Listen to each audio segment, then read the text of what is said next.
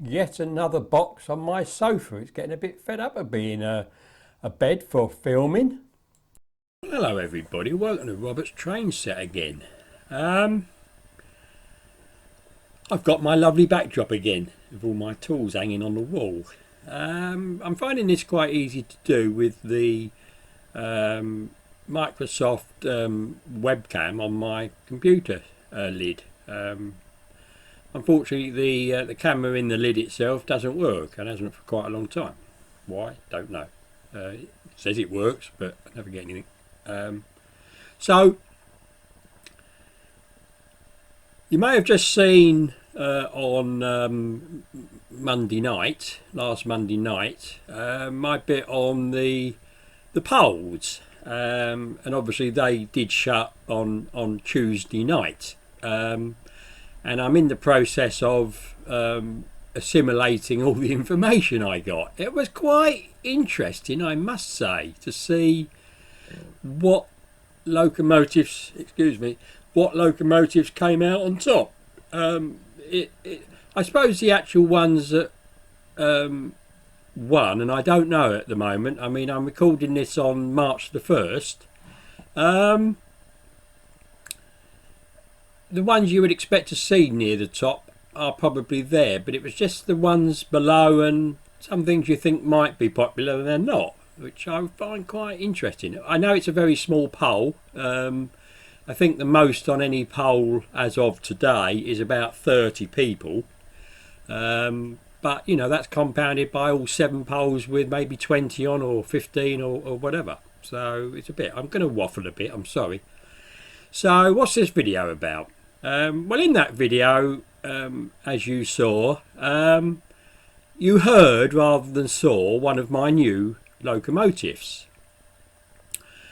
And on the Monday, so on the 1st of March, so I watched A.D. Pullin's review of the H2, the Bachmann H2. Now,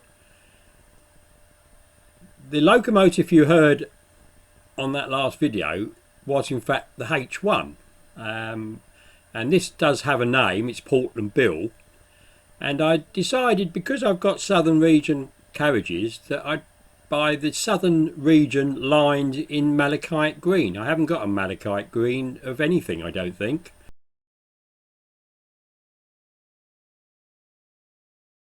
And obviously my carriages are BR green, Southern Region, but I'm sure they would have at some stage come together with different liveries. We'll see.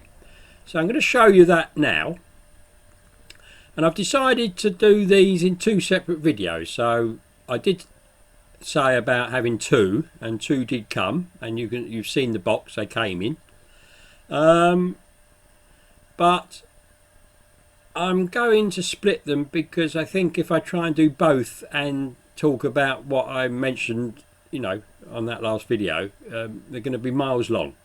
So, and you know, I've been talking for how long? I know. I just have to drop more tea. It's about 50 degrees in the loft as I'm speaking. Hence the woolly. And it did actually get up to 60 on one of the days with the sun out, so it was quite pleasant for February as it was then. Now, interestingly, you've just seen all my locos that I've got, all 33 in the lockdown shorts. But amazingly, this is my first Bachmann steam engine with sound. I do have a Bachmann steam engine, which is the 4MT, but of course no sound. So this has obviously got a, shall we say, a pucker sound chip in it, and not the Hornby TTS, which you may have recognised, realised when it was going round at the last video. So I'm going to show you it. Now, what I would like to say is, in that last video I said about the cost of these, and if I tell you that these 2 locomotives that I've just bought, both with sound admittedly, were very nearly £500 from Rails of Sheffield, I think it's getting a bit out of hand. Now, this H1 is by no means a new model. It came out probably 2 years ago, because I've seen Sam's review of the one in the other livery, the very popular, the amber, I think, isn't it? Which is a nice livery, I must admit.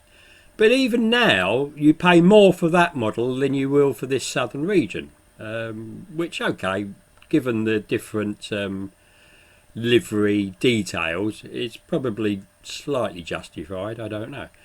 But to pay £500 near enough for 2 locomotives is ridiculous, I think.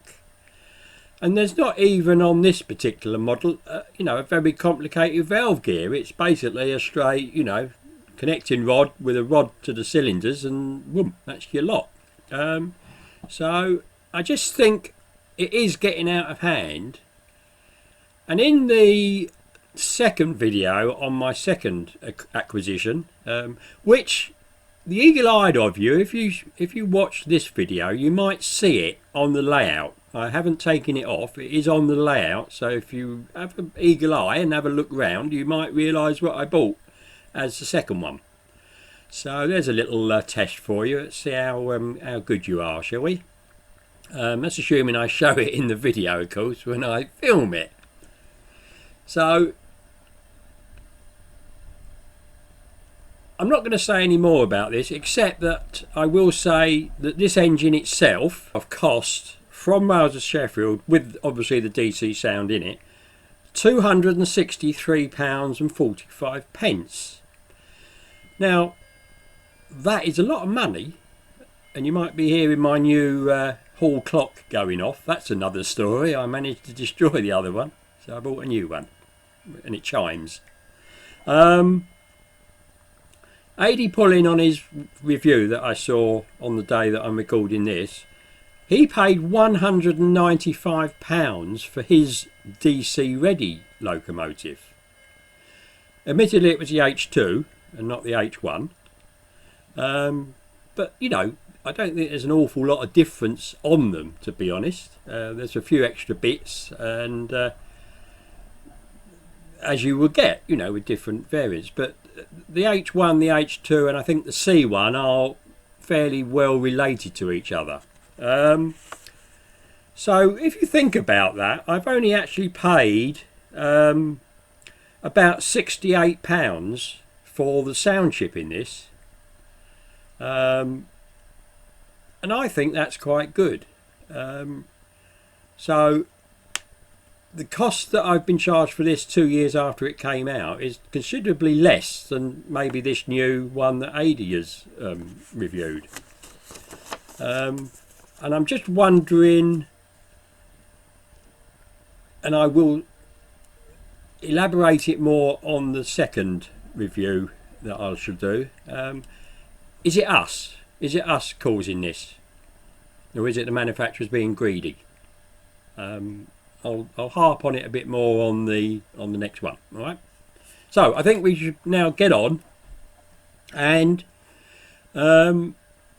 see this locomotive. I will do a few sounds. I won't do all of them. I will show you a photo of all the F functions, as I mentioned in that last video. 28 of them, and we'll have a little chat about that perhaps. All right. So I'll see you later on, and I hope you enjoy this engine. I really like it. Don't worry about it. I do like it, and I'm glad I bought it. So I'm not regretting buying it, but I am thinking it's getting a bit out of hand. Cheers, everybody. I'll see you in a minute. See you at the end. So here she is, everybody. The Class H1. 2038, as you can see, Portland built in the southern lined malachite green, which I think looks rather nice.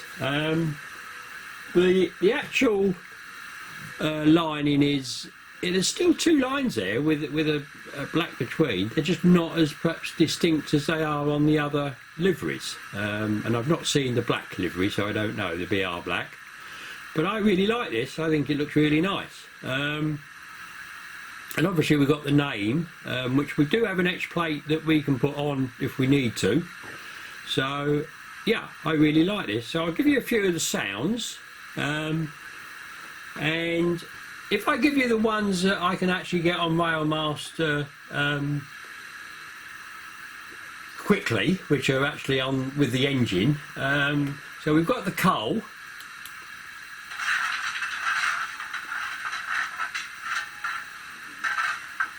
And obviously if you coal too much, you put too much steam into the boiler and you get one of these coming on. I think that would let you know that you put a bit too much coal in. And I like the way it fades away rather than just cuts off abruptly. Obviously the next thing really is if you're in the station, you'd want the guard's whistle. We've got the guard's whistle, which sounds quite good actually. And then you might do a little horn, mightn't you? A little whistle to show that you're going away.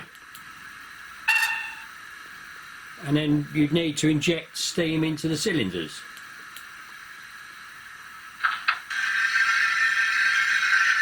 Usually with clouds of steam coming out, but there we are. We can't have everything, can we? That'd put them even more expensive.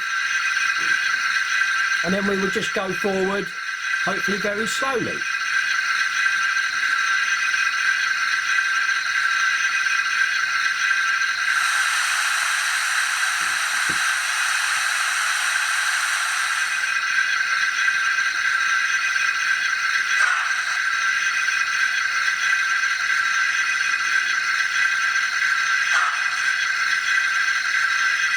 If I pan into these wheel sets, so see how slow that is. That's at 4 miles an hour on Railmaster, and if I go down to 3, I think it will still possibly go. Now look, that's at 3 miles an hour on Railmaster. Now Sam with his DC version, DCC ready, the slow running wasn't very good, but look at it on this one. Now this has been run in, but I will show you a piece of film that I took when it was brand new, straight out of the box, and how well it went. This has been run in. But I think that is phenomenal. And, you know, the chuff's going with it.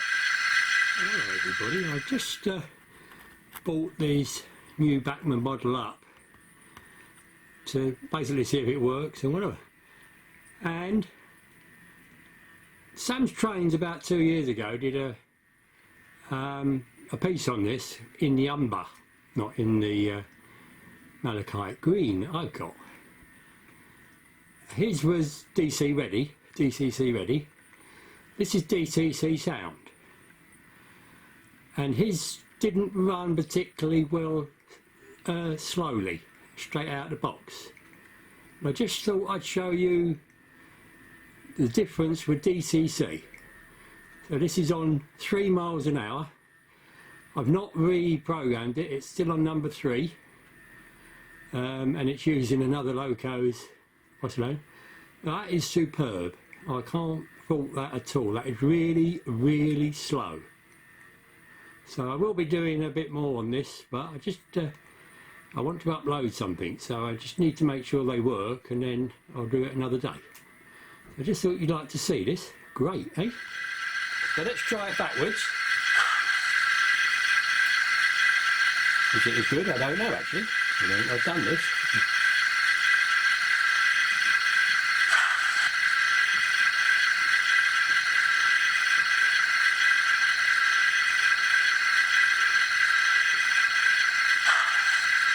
We'll get a wider view. So I think what we'll do now is we'll reverse it out onto the main line and go and couple up to some southern region carriages.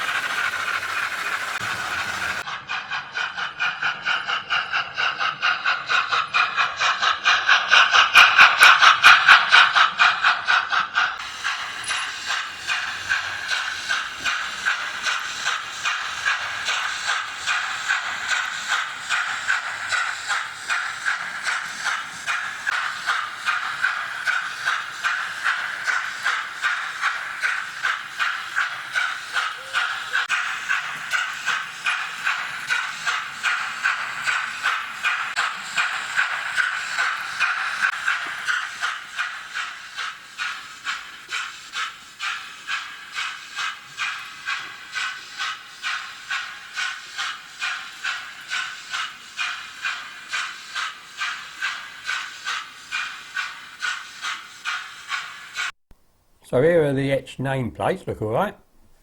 And this is the detail pack. Now there's a lot in there from that side on from this side, and I'll hark on this in a minute near the end of these pictures.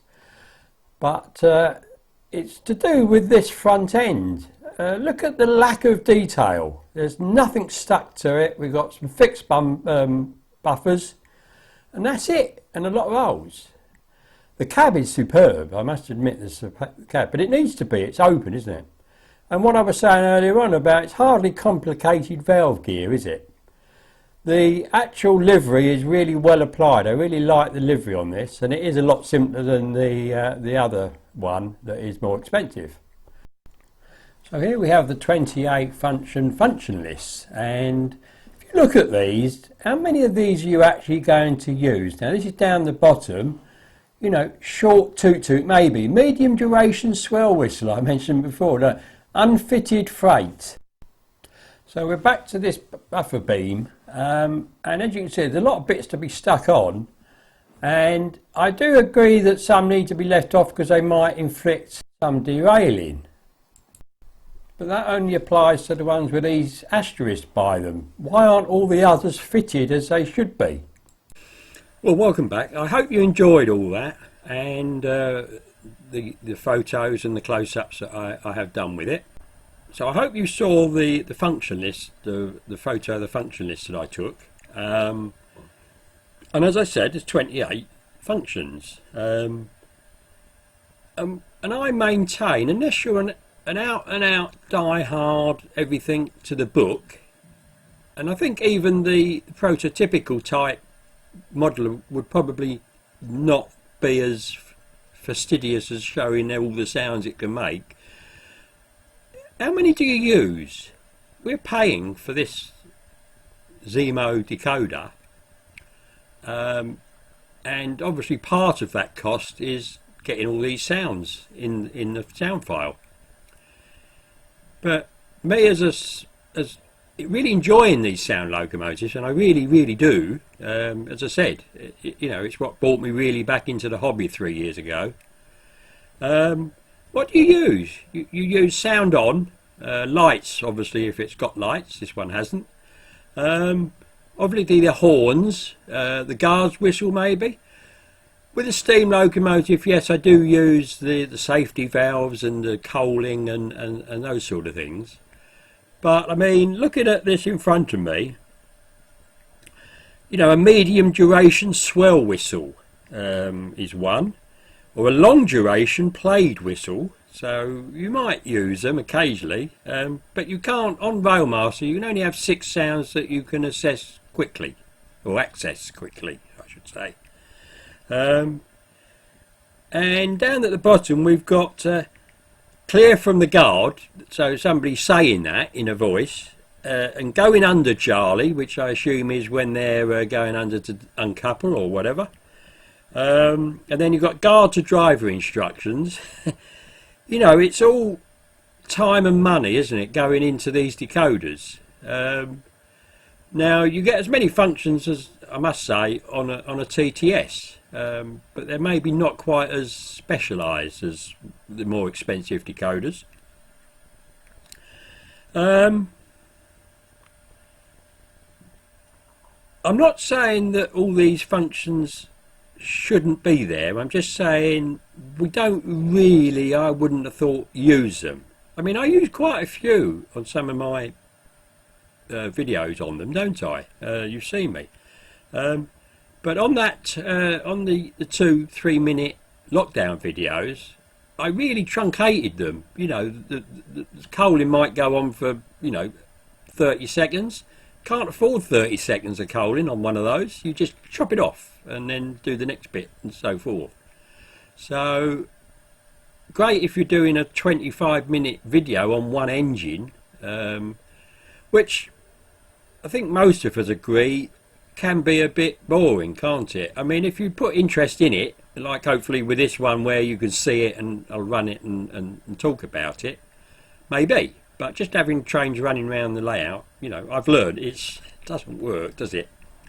So I hope, as I said, that you've enjoyed this one, and I hope you'll look forward to the next one, which you may have seen on the layout if you eagle-eyed. Perhaps Eddie's watching. But I will be doing the video first on who won that poll, because I'm sure you're itching to find out, and then it's going to be juggling, you know, what comes up first and what comes up second and so forth. All right, so see as they're going. All right, and obviously summer is coming, so you know there'll be other things outside the cycling. Hedges will start growing, the grass will start growing, you know. Life will start again, and if we come out of lockdown to a certain extent, then yeah, it really will. Let's hope that we get some train fares. I'd love to go to a train fair now. I'd like to run my newish car and put some miles on it, and see the country, and it'd be nice if we can get a good meet up with us YouTubers, won't it? So we'll see how we go.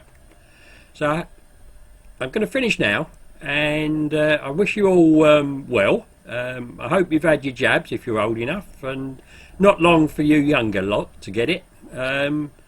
And we'll see how we go. Keep safe, definitely keep well, and keep modelling, really, isn't it? Keep modelling. I'm still a little bit mojo missing, but I've come up here to do this to help, I think. So cheers everybody, cheers.